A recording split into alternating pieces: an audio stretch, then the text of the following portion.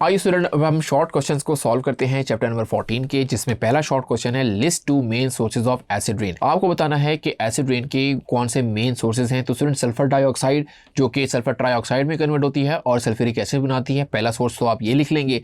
उसके बाद nitrogen oxide Knox, जिसको जो कि HNO3 बनाता है, नाइट्रिक एसिड बनाता है और एसिड रेन की वजह बनता है। सो होपफुली आपको पार्ट नंबर 1 अच्छे से क्लियर हो गया होगा। बढ़ते हैं स्टूडेंट पार्ट नंबर 2 की तरफ। List 4 human activities which contribute to air pollution. देखिए स्टूडेंट, आपको 4 एक्टिविटीज बतानी है जो कि ह्यूमन एक्टिविटीज हैं, जो कि जिसकी वजह से एयर में पोल्यूशन कॉज होती हैं। तो स्टूडेंट फॉसिल फ्यूल की जब हम बर्निंग करते हैं उसकी वजह से कार्बन डाइऑक्साइड गैस प्रोड्यूस होती है, कार्बन मोनोऑक्साइड, हमने इसको पढ़ा। House hold and farming chemical, जो हमारे जो फार्मिंग के लिए केमिकल्स वगैरह जो हम यूज़ करते हैं वो भी एक्चुअली हवा में एक्चुअली पोल्यूशन का काम कर रहे हैं। कार्स और मोटर व्हीकल से निकलने वाला धुआं वो भी आपका एक्चुअली एयर पोल्यूशन कॉज कर रहा है। और फाइनली जो इंडस्ट्री से निकलने वाली एमिशन है और जो आपकी जब इंडस्ट्री में कोई चीज़ मैन्युफैक्चर हो रही है तो उससे निकलने वाले जो बाई प्रोडक्ट हैं जो कि जिसमें धुआं वगैरह शामिल हैं वो आपके एनवायरनमेंट को पोल्यूट कर रही हैं। सो होपफुली आपको पार्ट 2 अच्छे से समझ आ गया होगा। अब बढ़ते हैं पार्ट 3 की तरफ। What is the importance of stratospheric ozone.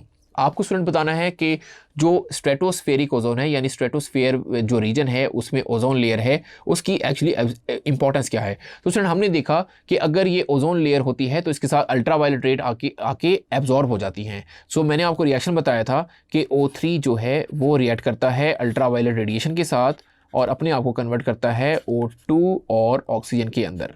अब ये जो एटॉमिक ऑक्सीजन है, क्योंकि ये बहुत रिएक्टिव होती है, ये दोबारा ऑक्सीजन के साथ रिएक्ट कर जाती है और ओजोन दोबारा बना लेता है। तो ये ओजोन एक्चुअली अल्ट्रावायलेट रेज को इस तरीके से एब्जॉर्ब कर लेता है और इसकी जो फॉर्मेशन और डिकम्पोजिशन जारी रहती है अनलेस कोई आप ह्यूमन एक्टिविटीज़, यानी जो हम एक्चुअली क्लोरोफ्लोरोकार्बन को रिलीज़ कर रहे हैं एटमॉस्फेयर में, उसकी वजह से ये ब्रेकेज हो रही है। सो आपको इतना ही बताना है कि ये काम क्या कर रही है। स्ट्रेटोस्फेरिक ओजोन एक की रोल प्ले करती है in temperature structure of earth atmosphere, ये भी आपको यहाँ पे ध्यान में रखना है। आइए स्टूडेंट मूव करते हैं पार्ट 4 की तरफ। What is the role of automobile in air pollution. आपको बताना है कि जो गाड़ियाँ हैं, जो ऑटोमोबाइल्स हैं, वो कैसे एयर पोल्यूशन में अपना किरदार अदा करती हैं।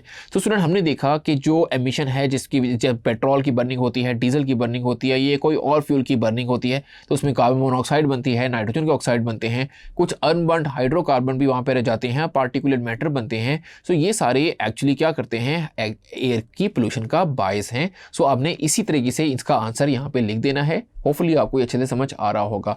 बढ़ते हैं स्टूडेंट नेक्स्ट की तरफ, विच डिफाइन एटमॉस्फेयर। तो स्टूडेंट हमने देखा कि envelope of gases and water vapour surrounding the planet is called atmosphere. यानी हमने बात की थी कि वो गैसेज जो कि हमारे इर्द गिर्द मौजूद हैं वही मिलके एक्चुअली क्या बनाती हैं, एटमॉस्फेयर बनाती हैं। फिर मैंने आपको ये बात बताई थी कि ये जो वाटर वेपर यहाँ पे स्पेशली जो उसकी अमाउंट है वो वेरी करती है। डेजर्ट में इसकी अमाउंट कम होती है, लेकिन जो आपके ट्रॉपिकल फॉरेस्ट हैं उसमें इसकी अमाउंट वाटर वेपर की अमाउंट एयर में 4% तक पहुँच सकती है। सो ये बातें आप यहाँ पे कोट कर सकते हैं।